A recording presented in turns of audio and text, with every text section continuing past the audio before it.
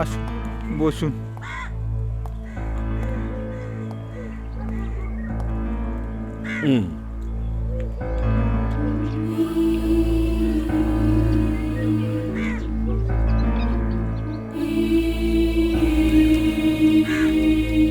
আচ্ছা, তোমাদের মা মানুষটা কেমন ছিলেন? দেবী, সাক্ষাৎ দেবী।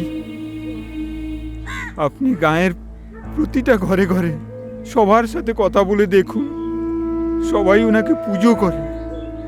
বয়স তো এত কম, তাও সবার মা। ওনার নিজে সন্তান ছিল না? না, বিয়ের 8 মাসের মধ্যে কর্তাবাবু লিভারের অসুখে চলে গেলেন। তারপর 7-8 গাঁয়ের মানুষ ওনাকে মাতৃস্নেহে পুজো করে।